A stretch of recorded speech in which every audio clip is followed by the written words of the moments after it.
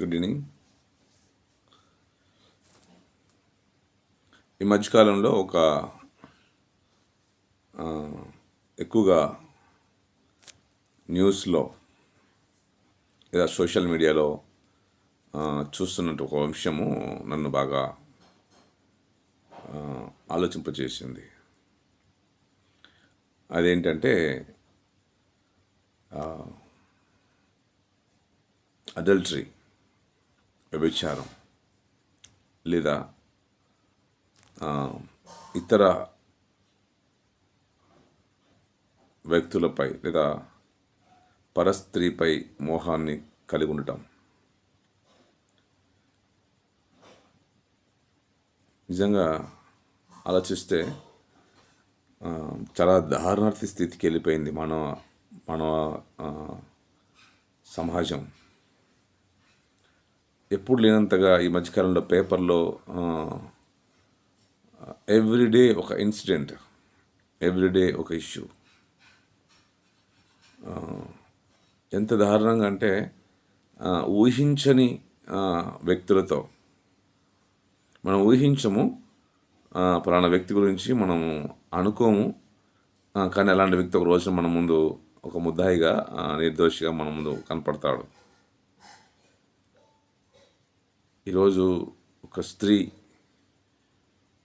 తన శరీర కోరికల కొరకు ఎంతకైనా తెగిస్తూ ఉంది.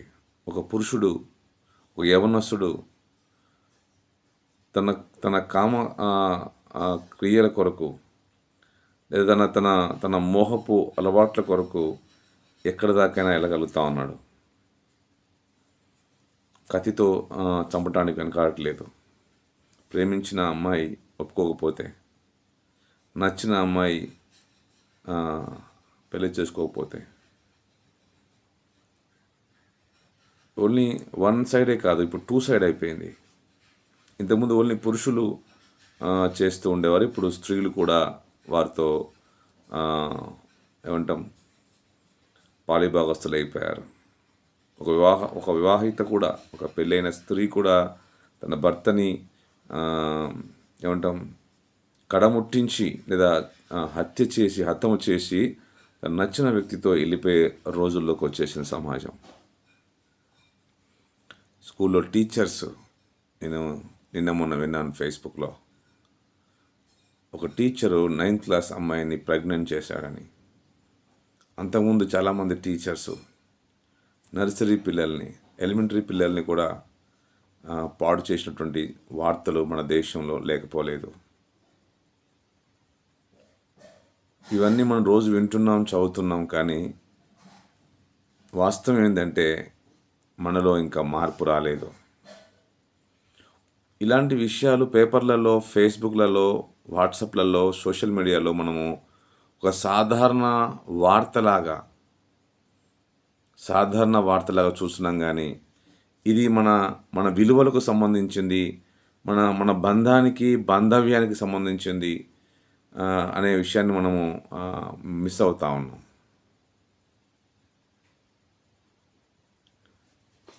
బైబిల్లో ఒక మాట ఉన్నది, మత్తయి సువార్త 5వ అధ్యాయం 27వ వచనంలో వ్యభిచారం గురించి మాట్లాడుతూ, వ్యభిచారం చేయవద్దని చెప్పబడిన మాట మీరు విన్నారు కదా, యేసుప్రభువు వారు మాట్లాడుతూ. అయితే ఇప్పుడు నేను చెప్పేది ఏంటంటే, ఒక స్త్రీని మోహపు చూపుతో చూసినా సరే ఆ సమయంలో ఆ స్త్రీతో నువ్వు వ్యభిచారం చేసిన వాడివే అని ఒక బోల్డ్ స్టేట్మెంట్ యేసుప్రభువు వారు ఇచ్చారు. ఫిజికల్గా కలిస్తేనే వ్యభిచారం కాదు, కానీ మోహపు చూపుతో చూసినా సరే నువ్వు ఒక స్త్రీని కానీ లేదా స్త్రీ పురుషుని కానీ, ఆ వ్యక్తి నాకు కావాలని ఎవరైతే ఇన్నర్గా వాళ్ళ మనసులో వాళ్ళు మోహపు చూపులతో వాళ్ళు చూసినప్పుడు అది కూడా వ్యభిచారమని బైబిల్ చాలా బోల్డ్గా, స్ట్రైట్గా మాట్లాడుతూ ఉన్నాడు దేవుడు. ఈ విధంగా మాట్లాడుకుంటూ పోతే మరి ఈ భూమి మీద మోహపు చూపులతో చూసినటువంటి స్త్రీ పురుషులు అంటే అలాంటి వారు లేరేమో అని చెప్పాలి. అలాంటి వ్యభిచారాలు మన జీవితంలో మనం ఎన్ని చేసి ఉంటామో ఆలోచించాలి. నిజమే, మోహపు చూపుతో నీ మనసులో నువ్వు కోరుకుంటే అది వ్యభిచార సమానం అని దేవుడు హెచ్చరిస్తా ఉన్నాడు. బైబిల్లో మోషే గారు రాసిన ఆజ్ఞల్లో ఒక మాట ఉంటుంది, నీ పొరుగువాని భార్యను నువ్వు ఆశించకూడదు అని బైబిల్లో ఒక ఆజ్ఞ, దేవుడిచ్చిన ఆజ్ఞ. నీ పొరుగువాని ఏది ఆశించకూడదు, అది ఇల్లు అయినా, భార్య అయినా, దాసి అయినా, దాసుడైనా, లేకపోతే ఒక గాడిద అయినా, ఎద్దు అయినా, ఏది కూడా ఆశించకూడదని దేవుడు మరి ఆజ్ఞాపించాడు. ఎంత దారుణం అంటే, పెళ్ళైన పురుషుడు తన భార్య ఉండగానే ఇంకొక స్త్రీని ఎలాగ ఆశపడతాడు? పెళ్ళైన స్త్రీ తనకు భర్త ఉండగానే, పిల్లలు ఉండగానే, పెళ్ళైన 10-20 సంవత్సరాల తర్వాత కూడా వేరొక పురుషుడిని ఎలా ఆశపడతారు, ఎలా ఆశిస్తారు?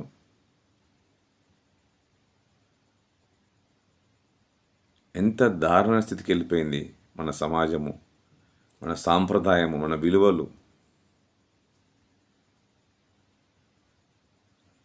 కొంతమందికి పెళ్ళిడికి వచ్చిన పిల్లలు ఉంటారు, కొడుకు కూతుళ్ళు ఉంటారు, వాళ్ళు పక్కనే ఉంటారు, కానీ వీళ్ళ ఆలోచనలు వేరే ఉంటాయి.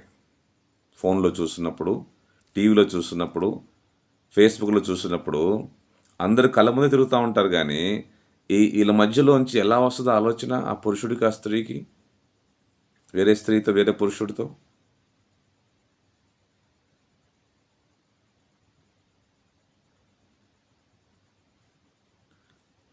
ఇది చాలా తెలియకుండానే మన సమాజంలోకి చాప కింద నీరులా పాకిపోయింది. ఈరోజు ఆడపిల్లల్ని లేదా భార్యలని బజారుకు తీసుకెళ్ళాలంటే భయం వేస్తూ ఉంది. జనాలు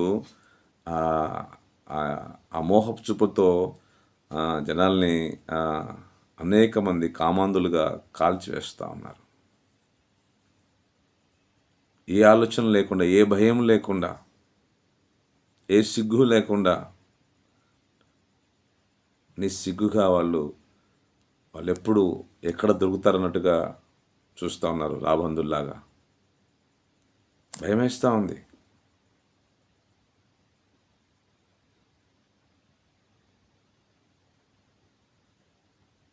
దీన్ని ఆలోచించాలా. నాకు అర్థమైంది ఏంటంటే, మానవ జీవితం అనే సిలబస్లో ఒక first and foremost important chapter miss అయింది. ఆ చాప్టర్ ఏంటంటే, గాడ్ ఈజ్ వాచింగ్ ఎవ్రీవన్. దేవుడు అందరినీ చూస్తున్నాడు, ఒక రోజున లెక్క అడుగుతాడు అనే విషయం అనేటువంటి ఒక చాప్టర్ మిస్ అయిపోయింది. Main chapter, first lesson. అందువల్ల ఈ మానవ జాతి ఈ స్థాయికి వచ్చేసింది. ఆ చాప్టర్ ఉంది, అది నేర్చుకోవాల్సిన చాప్టర్, అది బేసిక్ ఫౌండేషన్ చాప్టర్ అని మనం గుర్తెరిగితే ఇవన్నిటి మనము ఈజీగా పాస్ అయిపోతాం, జయిస్తాం. ఈ బలహీనతలు జయించాలంటే గాడ్ అనేటువంటి ఒక చాప్టర్ ఉంది. ఆయన మన జీవితంలో ఇన్వాల్వ్ అవుతాడు, ఆయన చూస్తున్నాడు అన్నీ. మనం అనుకుంటాము ఎవరు చూడట్లేదు అనుకుంటాం, కానీ ఆయన చూస్తున్నాడు అనే విషయాన్ని మనం ఎప్పుడైతే గ్రహిస్తామో ఇవన్నీ మన జీవితాల్లోకి రావు. ఇవన్నీ మనం జయించేవారుగా ఉంటాం. కాబట్టి దేవుడు ఉన్నాడు, నువ్వు నమ్మిన నమ్మకపోయినా దేవుడు ఉన్నాడు. నువ్వు చేసేవన్నీ రికార్డ్ అవుతా ఉన్నాయి దేవుని దగ్గర. ఇదిగో నా కెమెరా ముందు నా వీడియో ఎలా రికార్డ్ అవుతుందో అలాగా దేవుని దగ్గర నా క్రియలు, నీ క్రియలు, సమస్త మానవాళి క్రియలన్నీ రికార్డ్ అవుతా ఉన్నాయి. ఒక రోజున ఇవన్నీ నీ ముందు రివీల్ చేస్తాడు. వాటికి సమాధానం చెప్పాల్సినటువంటి రోజు దగ్గరలో ఉంది. Mind it. తప్పించుకుందాం అనుకుంటున్నామేమో, ఇంపాసిబుల్. ప్రతి దానికి లెక్క చెప్పాలి. ప్రతి వాని క్రియలను బట్టి తీర్పు ఉందని లేఖనాలు సెలవిస్తూ ఉన్నాయి. ఎవడు తప్పించుకునే వీలు లేదు. ఈరోజు క్షణికావేశంతో నువ్వు చేసే ప్రతి పని ఒకరోజు పెనాల్టీ పే చేయాలి. ఒకరోజు పెనాల్టీ పే చేయాలి. ఇంతకుముందు ట్రాఫిక్ రూల్స్లో సిగ్నల్స్ దగ్గర కెమెరాస్ లేవు. అప్పుడు సిగ్నల్ జంప్ అయ్యి వెళ్ళిపోయే వాళ్ళము, ఎస్కేప్ అయ్యే వాళ్ళము. ఇప్పుడు అలా అవకాశం లేదు. ఎందుకంటే ప్రతి కార్నర్లో, ప్రతి సిగ్నల్లో, ప్రతి చౌరస్తాలో కెమెరాలు పెట్టేశారు. నువ్వు జంప్ అయ్యి వెళ్ళిపోయినా సరే నీ ఇంటికి బిల్ వస్తుంది. కెమెరాలో క్యాచ్ అవుతావు. నీకు ఆ స్నాప్, ఆ పిక్ నీ మొబైల్కి నువ్వు ఎక్కడున్నా సరే నీ ఇంటికి వచ్చేస్తుంది. ఆ ఫైన్, ఆ బిల్లు నీకు వచ్చేస్తుంది.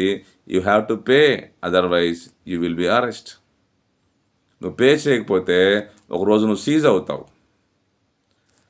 అంతకన్నా భయంకరంగా దేవుడు అనేటువంటి ఒక కెమెరా ఆకాశం ముందు ఒకటి ఉన్నది.